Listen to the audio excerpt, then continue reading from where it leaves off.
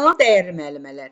Bu günləri sizlər üçün 5-ci sinif texnologiya dərsliyindən 8-ci mövzunun, yəni oduncaq və mişar materialları mövzusunun sadə, aydın dildə izahını verəcəm. Dəyərli müəllimələr, deməli, mişarlanmış köklərdən, budaqlardan təmizlənmiş ağac gövdəsi oduncaq adlanır. Oduncaq tullantısı olmayan materialdır. Yəni, niyə tullantısı olmayan materialdır? Çünki ağacın bütün hissələrindən, təsərrüfatda da, sənayedə də, tikintidə də, məişətdə də, əmək alətlərinin istehsalında da, tətbiqi sənət növlərində də, əsərlərində də istifadə olunur. Ona görə də oduncağı tullantısı olmayan material adlandırıblar. Yəni, ağaclar bilirik ki, meşələrin, bağların, parkların, şəhərlərin, kəndlərin əsas sakinləridir. Çünki cavan və sağlam ağaclar təbiətin ağciyəridir. Onlar havadakı oksigeni zənginləşdirir, ətrafı yaşıllaşdırır, həm də ona gözəllik verir. Ona görə də biz oduncaq üçün, oduncaq materialı üçün quru və yaşlı ağaclar kəsilməlidir. Quru və yaşlı ağaclar. Hər bir ağac da bilirsiniz ki, 3 hissədən ibarətdir. Kökdən, gövdədən və çətirdən ibarətdir. Ağacların gövdələrini eninə mişarladıqda şalban alınır. Amma uzununa mişarladıqda tirdir, tircikdir, taxtadır, lövhələrdir, şalbanın 1/4-dir, yəni çərək, bir də şalban yanı alınır. Bunlar hamısı dəyərli müəllimələr, mişar material adlanır. 5-ci sinifdə bunlar mişar material adlanır, 6-cı sinifdə isə meşə material adlanır. Gəlin əvvəlcə görək tir nədir? Tir, eni və qalınlığı 100 mm-dən çox olan mişar materialıdır. Yəni tiri ağacın özəyindən hazırlayırlar. Əgər tiri iki tərəfdən mişarlansa, onu 2 haşiyəli tir adlandıracaq. Yox, 4 tərəfdən mişarlansa, onu 4 haşiyəli adlandıracaq. Bəs görək tircik nədir? Tircik də qalınlığı 100 mm-dən az, eni qalınlığından 2 dəfə az olan mişar materialıdır. Tirci, dedik ki, tir ağacın özəyindən hazırlanır.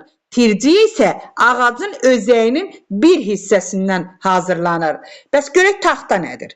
Taxta, bax, qalınlığı 100 mm-ə qədər, eni qalınlığından 2 qat artıq olan mişar materialıdır. Tircik, eni qalınlığından tirciyin 2 dəfə az olan mişar materialıdır. Amma taxta eni qalınlığından 2 qat artıq olan mişar materialıdır.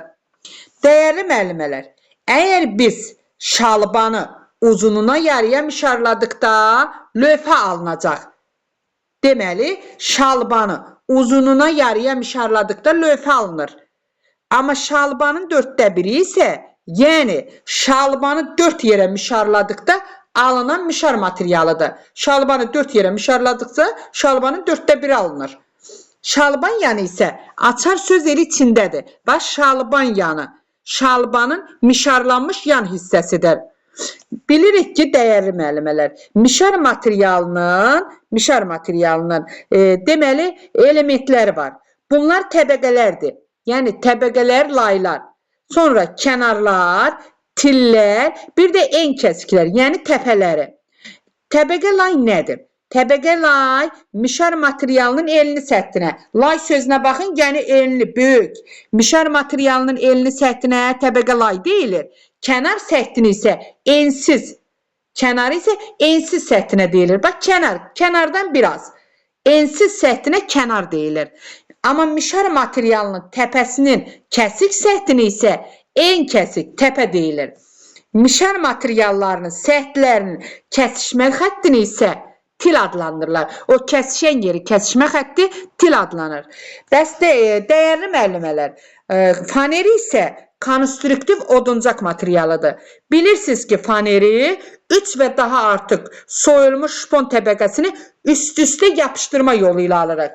Deməli, faneri necə aldıq? 3 və daha artıq soyulmuş şponu, həmən o şpon təbəqələrinin üst-üstə yapışdırması yolu ilə alınır.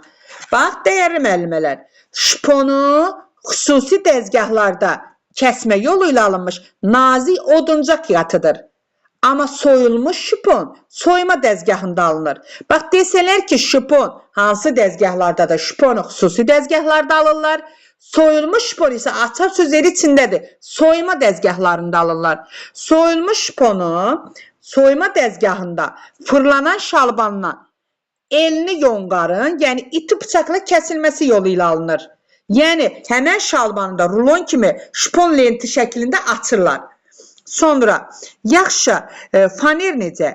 Faneri almaq üçün biz şipon lentini müvafiq ölçüdə kəsir. Sonra onu quruducu kamerada quruduruq. Qurudulduqdan sonra təbəqələrə yapışqan çəkirik bir-birinin üzərinə. Yəni, qonşu təbəqələrin riflərini perpendikulyar olmaqla, yəni onları bir-birinə perpendikulyar olmaq şərti ilə yapışdırıb presləyirik. Bilirsiniz ki, faner oduncaqdan möhkəm olur, çatlamır, yaxşı əyilir, asan emal olunur. Yəni, fanerdən evlərin tikintisində, mebel sənayesində, maşın qayırmada istifadə edilir. Sonra, deməli, dəyərli müəllimələr, bəs oduncaq yonqarlı piltələr necə alınır? Qısa adı da OYP.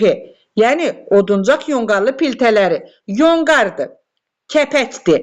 Yonqarı, kəpəyi, sonra oduncağı toz halına salınmış, oduncağın, yəni eyni vaxtda preslənməsi, yapışdırılması yolu ilə, yəni yapışqanlanması yolu ilə alınır. Yəni yonqardır, kəpəkdir, oduncaqları toz halında, yəni toz halına salınmış, oduncağın eyni vaxtda preslənməsi və yapışqanlanması yolu ilə alınır. Yəni, oduncaq yonqarlı piltələri bilirik ki, 10-26 mm qalınlıqda istehsal edilir. Demək olar ki, oduncaq yonqarlı piltələrin materialları möhkəm olur. Demək olar ki, əyilmir, kəsici alətlərlə yaxşı emal olunur. Bəs oduncaq lifli piltələr necə? Yəni, qısa adı OLP, qısa şəkildə OLP yazılır. İkinci isə ona orqalit də deyilir. Deməli, orqalitlər liflərə qədər doğranmış və buxara verilmiş oduncaq kütləsini təbəqə şəklində preslənməsi yolu ilə alınır. Deməli, orqalitləri, yəni oduncaq lifli piltələri liflərə qədər doğranmış və buxara verilmiş oduncaq kütləsini təbəqə şəklində preslənməsi yolu ilə alınır. Yəni, orqalit boz rəngdə olur, səhti də düz və hamar şəkildə olur. Fanerin, oduncaq lifli lövhələrin, oduncaq yonqarlı lövhələrin çatışmayan cəhəti bilirsiniz nədir? Çatışmayan cəhət odur ki, onlar rütubətdən qorxur. Çünki rütubətin təsiri altında faner laylara ayrılır. Piltələr isə şişir, möhkəmliyini itirir. Faner bilirsiniz də 3 və daha artıq şipon vərəqlərinin yapışdırılması yolu ilə alınır. Onlar da rütubət olanda laylara ayrılır, başları qopmağa. Dəyərli müəllimələr, deməli, mövzumuz oduncaq 5-ci sinifdən, 5-ci sinif texnologiya dərsliyindən 8-ci mövzu oduncaq və mişər materialları mövzusunu sadə, aydın dildə izahını verdim. Əgər siz də bizim ödənişli dərslərdən yararlanmaq istəyirsinizsə 050 433 35 49 nömrəsinə müraciət edə bilərsiniz.